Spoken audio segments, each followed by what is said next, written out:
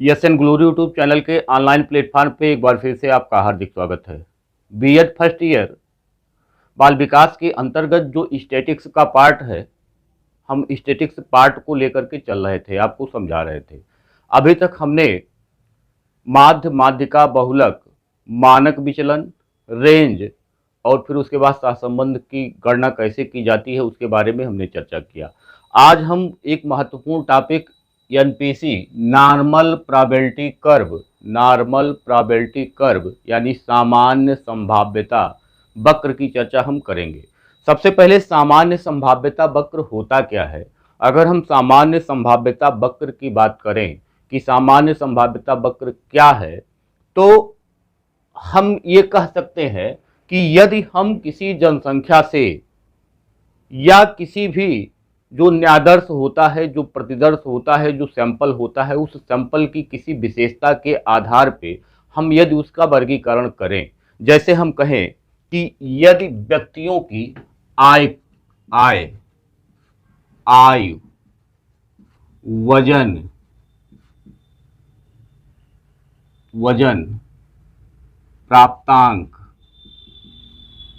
या किसी भी विशेषता के आधार पे, हमने कहा कि यदि व्यक्तियों की आय के हिसाब से हम जाएं, समाज में जाएं और उनका वर्गीकरण करने का प्रयास करें, या हम कहीं किसी समाज में बच्चों के ही अगर हम वजन के बारे में किसी क्लास में हम जाएं, उनके वजन के आधार पे अगर उनका हम वर्गीकरण करते हैं, या हम कह लें कि बच्चों के क्लास में जाएं और उनके प्राप्तांकों के आधार पे हम उनका वर्गीकरण करें, तो हमको मिलेगा क्या कि अगर हम आय के आधार पे हम वर्गीकरण करते हैं, तो जब हम वर्गीकरण करेंगे तो हमको प्राप्त क्या होगा कि सब जो बहुत कम आय वाले होंगे ऐसे बहुत कम लोग होंगे, और बहुत ज्यादा आय वाले बहुत कम लोग होंगे। इसका मतलब कि न्यूनतम और अधिकतम पे जो व्यक्तियों की संख्या होगी वो बहुत कम होगी, लेकिन जैसे जैसे हम औसत की तरफ जाएंगे, व्यक्तियों की संख्या में क्या होगी? वृद्धि होती चली जाएगी, व्यक्तियों की संख्या में वृद्धि होती चली जाएगी। उसी हिसाब से जैसे हम अगर वजन के हिसाब से लें, कक्षा 5 में हम जाएं, सभी बच्चों को तौल करके अगर एवरेज हम निकाल लें, 50 बच्चे मान लीजिए कक्षा 5 में हैं, सबको हमने तौल लिया और तौल करके अगर हम एवरेज निकाल लें, अब देखेंगे कि हर बच्चे की अगर हम तुलना करें और उसका हम क्या करें, एक वर्गांतराल में उनको हम व्यवस्थित करें, तो हम देखेंगे कि सबसे जो कम वजन के जो बच्चे होंगे वो बहुत कम होंगे और अधिकतम वजन के बच्चे बहुत कम होंगे, लेकिन जो औसत होगा उसके आसपास सबसे ज्यादा बच्चे पाए जाएंगे। इसी प्रकार से अगर हम प्राप्तांकों के आधार पर किसी कक्षा के का वर्गीकरण हम करते हैं, कक्षा 5 में 50 बच्चे किसी विषय का टेस्ट हुआ, आप देखेंगे कि 0 पाने वाले बच्चों की संख्या बहुत कम होगी, 50 नंबर पाने वालों बच्चों की संख्या बहुत कम होगी, लेकिन जो औसत होगा यानी 25 नंबर के आसपास जो बच्चे पाए जाएंगे वो सबसे अधिक होगी। तो यही सामान्य संभाव्यता वक्र का मतलब यहाँ ये है कि जब हम किसी भी समूह से, किसी भी जनसंख्या से, किसी भी प्रतिदर्श से, किसी विशेषता के आधार पर यदि हम उसका हम रेखा चित्र प्रदर्शन करते हैं, तो हमको एक इस आकार का वक्र प्राप्त होता है, और जो ये वक्र प्राप्त होता है इसी को हम कहते हैं नॉर्मल प्रोबेबिलिटी कर्व, सामान्य संभाव्यता वक्र। सर्वप्रथम अगर इसकी बात की जाए कि सबसे पहले इसको लेकर के आया कौन, तो सर्वप्रथम सामान्य संभाव्यता वक्र को लाने का श्रेय, इसके प्रतिपादन करने का श्रेय जिसको है, वो लंदन में रहने वाले एक फ्रांसीसी शरणार्थी थे, Abraham de Moivre. Abraham de Moivre, Abraham de Moivre, ये एक फ्रांसीसी थे, लेकिन ये रह कहाँ रहे थे? लंदन में ये उस समय निवास कर रहे थे। लंदन में उस समय वो ये निवास कर रहे थे। अब्राहिम डी मोइबर जो एक फ्रांसीसी थे, लेकिन जब इन्होंने इस वक्र को दिया जिसको हम नॉर्मल प्रोबेबिलिटी कर्व या सामान्य संभाव्यता वक्र कहते हैं, तो ये उस समय लंदन में निवास कर रहे थे।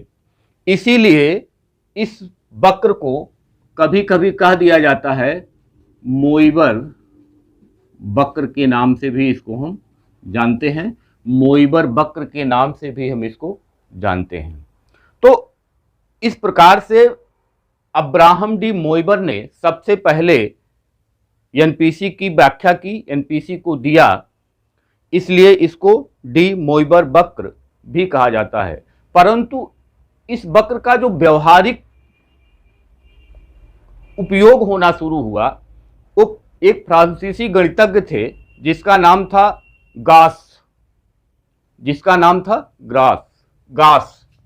तो गास ने जो है ये क्या किए, इसका व्यवहारिक उपयोग करना शुरू किए, व्यवहारिक उपयोग इन्होंने करना शुरू किया, और इसी के कारण इसे गासियन वक्र भी कभी कभी कहा जाता है, गासियन वक्र भी इसको कहा जाता है, इसीलिए इसको गासियन वक्र भी कहा जाता है। अब अगर हम देखें कि ये जो एनपीसी होता है, नॉर्मल प्रोबेबिलिटी कर्व, सामान्य संभाव्यता वक्र होता है, उसका अर्थ क्या होता है? तो एनपीसी जो होता है वह एक सममित वक्र है जो मध्य में सबसे अधिक ऊंचा होता है। यहां आप देखेंगे कि ये एक क्या है, वक्र है जो मध्य में, अगर हम इसको इस तरीके से कहें कि हम इसका एक मध्यमान या हम कह लें माध्यिका खींच देते हैं, तो ये मध्य हो गया। ये मध्य में सबसे अधिक ऊंचा होता है, मध्य में सबसे अधिक ऊंचा होता है, और यह नीचे जो है वो कभी स्पर्श नहीं करता है, यह यक्ष अक्ष को कभी भी स्पर्श नहीं करता है। दोनों किनारों की को अगर देखें तो इसमें कभी ये स्पर्श नहीं करेगा।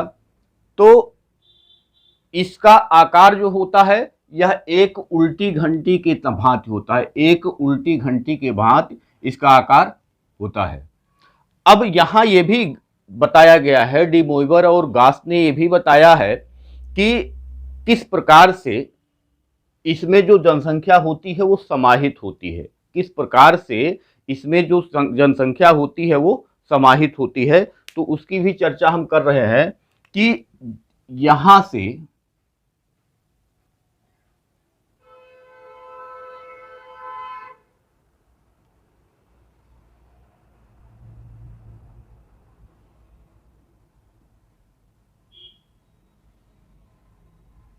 इस टाइप से आप देख रहे हैं कि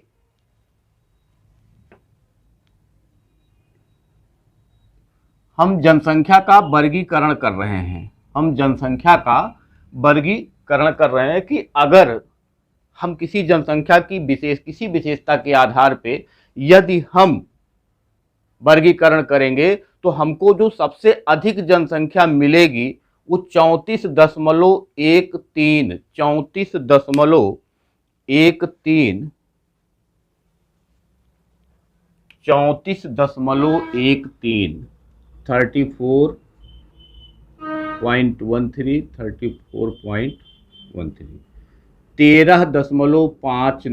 13.59 और यहाँ भी 13.59।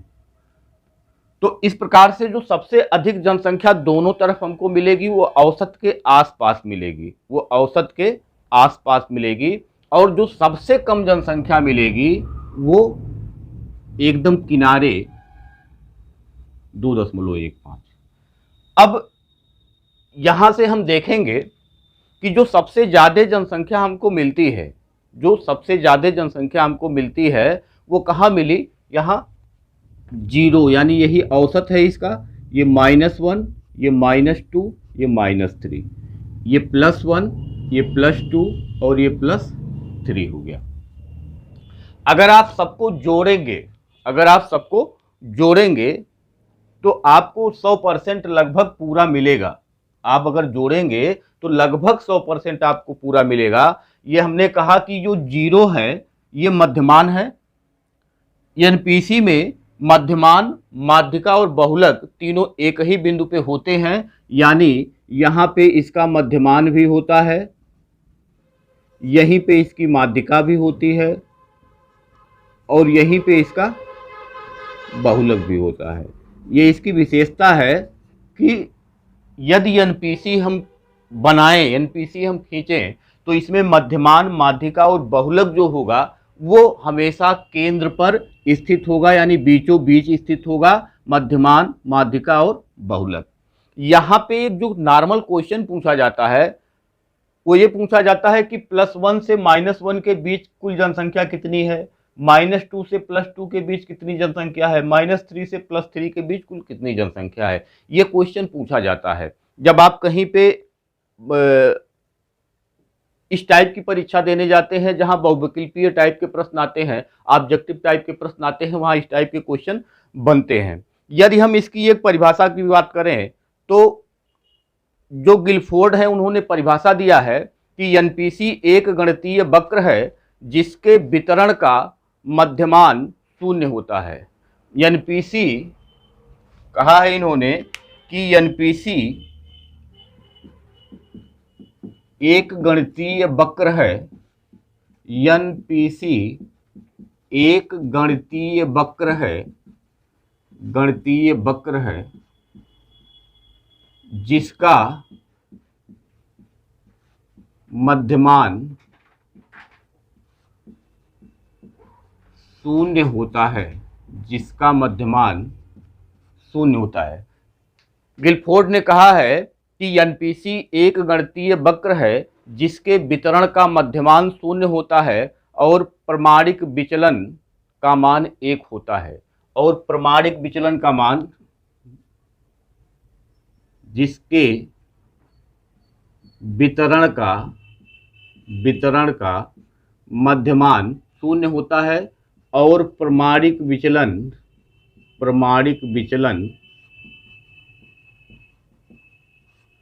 1 होता है, प्रमाणिक विचलन 1 होता है। ये गिलफोर्ड की परिभाषा है कि एनपीसी एक गणितीय वक्र है जिसके वितरण का मध्यमान शून्य और उसका प्रमाणिक विचलन 1 होता है। यदि हम यहीं पे अब जनसंख्या की बात करें कि +1 से -1 के बीच कितनी जनसंख्या है, +1 से लेकर के -1 के बीच कुल जनसंख्या कितनी है, तो 34 दूनी 34.13 और 34.13 यहाँ भी होगा, 34.13 और 34.13, यानी कि 68.26 ये हो गया +1 से -1 के बीच में। अगर आपसे पूछा जाएगा कि +2 से -2 तक, +2 से -2 के बीच में कितना होगा, तो 13 दूनी 26 और 50 दूनी 100 यानी 27.18 इसी में जुड़ जाएगा, तो 8 से 14 और 2 3 1 4 और 8 7 15 और 6 2 8 1 9 95.44। ये परसेंट भी आप कह सकते हैं कि ये +2 से लेकर के और -2 के बीच में, यानी यहां से यहां तक कुल जनसंख्या कितनी है, 95.44। अब आगे देखेंगे 2.15, 2.15, यानी इसी में 2.22, 4.30 आप जोड़ देंगे, 4.30 अगर आप जोड़ देंगे तो ये 4 होगा, ये 7 होगा, 5 4 9 होगा, ये 9 होगा। 99.74 यानी पूरी जनसंख्या यही लगभग 100% के आपकी हो गई। तो आज आपको हमने ये समझाने का प्रयास किया कि एनपीसी है क्या। एनपीसी का मतलब आपको समझ में आ गया होगा, किसी भी जनसंख्या की किसी विशेषता के आधार पर यदि हम कोई वक्र तैयार करते हैं तो वह एनपीसी ही होगा, जहाँ पे जो उसका औसत होगा उसके आसपास सबसे ज़्यादा जनसंख्या पाई जाएगी, और जैसे जैसे हम नीचे अगले पीछे की तरफ आएंगे या आगे की तरफ जाएंगे तो जनसंख्या में कमी होती चली जाएगी। और दोनों को अगर हम देखें कि जो हमने मध्यमान खींचा है उस मध्यमान के बाएं तरफ और उस मध्यमान के दाएं तरफ को अगर देखें तो 2 बराबर भागों में इसको विभाजित करता है। जैसे आप 34.13, 34.13, 13.59, 13.59, 2.15, 2.15, तो इस तरीके से आप देखेंगे कि एकदम बराबर है। तो हम कह सकते हैं कि ये जो एनपीसी होता है, वो सममिति होता है। सममिति का मतलब आप गणित में पढ़ते होंगे कि ऐसा चित्र या ऐसा आकृति जिसको अगर हम बीच से काटते हैं तो दो बराबर भागों में वह बढ़ जाता है, और एक के ऊपर अगर दूसरा रखते हैं तो दूसरा उसको पहले वाले को ढक लेता है। ऐसी आकृति को ही हम सममित आकृति कहते हैं। और यहाँ आप एनपीसी में देखेंगे कि इस प्रकार की ही आकृति यहाँ बनती है। ये पूर्ण रूप से क्या होती है, सममित होती है। तो इस प्रकार से आपको समझ में आया होगा कि एनपीसी होता क्या है। एनपीसी होता क्या है, तो हमने आपको समझाने का प्रयास किया। एनपीसी होता क्या है, सामान्य संभाव्यता वक्र इसको कहते हैं, नॉर्मल प्रोबेबिलिटी कर्व, और इसको दिया है अब्राहम डी मोइबर ने, इसलिए इसको कहा जाता है मोइबर या डी मोइबर वक्र भी कहा जाता है। इसका उपयोग व्यवहारिक उपयोग में लाने का जो इसका बात सबसे पहले किया वो गास ने किया, इसीलिए इसको गासियन वक्र भी कहते हैं। और इसमें आपसे पूछता है कि +1 से -1, या आपसे पूछ सकता है -1 से +2 तक कितना है। अब आपको इसमें किसी भी प्रकार से वह क्वेश्चन आपसे पूछ सकता है, तो आप इसके लिए तैयार रहेंगे। आपको ये डाटा याद होना चाहिए कि 34.13, 13.59, 2.15, ये एक तरफ का है, दूसरी तरफ का भी उतना ही है। अगर दोनों तरफ का उतना ही मान होता है तो ये बराबर होता है, और इस तरीके से हम कह सकते हैं कि जो एनपीसी वक्र होता है वह सममित होता है, पूर्ण रूप से सममित होता है। यदि उसके दो टुकड़े किए जाएं तो दोनों टुकड़े एक दूसरे के बराबर होंगे और एक दूसरे को आच्छादित करेंगे, एक दूसरे को ढक लेंगे। तो इस तरीके से हम कह सकते हैं कि जो एनपीसी वक्र होता है वह पूर्ण रूप से सममित होता है। दूसरा पॉइंट इसको हम कह सकते हैं कि एनपीसी वक्र जो होता है उसमें मध्यमान, माध्यिका और बहुलक तीनों जो होता है वो क्या होता है, शून्य। तीनों जो होता है वो एक ही बिंदु पे होता है, तीनों जो होता है वह एक ही बिंदु पे होता है, और इसका मान जो होता है वो क्या होता है, शून्य होता है। लेकिन इसका जो प्रमाणिक विचलन होता है, यानी इसका जो एसडी स्टैंडर्ड डिविएशन जो होता है, मानक विचलन जो होता है वह एक होता है, मानक विचलन इसका एक होता है। तो इस प्रकार से हम आज आपको बताए कि ये जो एनपीसी होता है ये किस प्रकार से काम करता है, किसी भी जनसंख्या पे, किसी भी सैंपल पे, किसी भी न्यायदर्श पे, किसी भी प्रतिदर्श पे, या किस प्रकार से कार्य करता है, इसकी चर्चा आज हमने किया। नॉर्मल सी बात आपको केवल यही समझना है कि किसी भी जनसंख्या की किसी भी विशेषता को आधार बना करके हम यदि वक्र खींचते हैं तो उस तरीके का जो वक्र बनता है उसमें जो औसत होता है उस औसत के आसपास हमेशा सर्वाधिक भीड़ होती है, सर्वाधिक जनसंख्या होती है, सबसे अधिक बच्चे पाए जाते हैं। इसी को जब हम अपनी भाषा में या गणितीय भाषा में, स्टैटिस्टिक्स की भाषा में कहते हैं तो एनपीसी कहते हैं। जैसे हमने कहा कि प्राप्तांकों को यदि हम आधार बनाएं, 50 नंबर का पेपर हम कराएं और यदि उसको आधार बनाएं तो 1 नंबर, 0 नंबर, 2 नंबर, 5 नंबर पाने वालों बच्चों की संख्या, 46, 47, 48, 49, 50 नंबर पाने वालों बच्चों की संख्या कम होगी, लेकिन 22, 23, 24, 25, 26, 27, 28 नंबर पाने वाले बच्चों की संख्या सर्वाधिक होगी। और वही यहाँ दर्शाया जाता है कि ये भीड़ जो होती है वह मध्यमान के, मध्यिका जो होता है, मध्यमान जो होता है उसके आसपास सबसे ज़्यादा पाई जाती है। 34.13, 34.13 यानी 68.26% जनसंख्या उसी औसत के तरफ झुकाव उसका होता है, और इसी को हम कहते हैं नॉर्मल प्रोबेबिलिटी कर्व, सामान्य संभाव्यता वक्र। इसके आगे जो कल क्लास होगा हम इसकी विशेषताओं के बारे में आपको बताएंगे कि इसकी विशेषताएं कौन कौन सी होती हैं। एक इम्पॉर्टेंट टॉपिक है, आप इसको नोट्स बना करके आप इसको तैयार रखिए। कल हम इसकी विशेषता के बारे में चर्चा करेंगे। धन्यवाद, नमस्कार।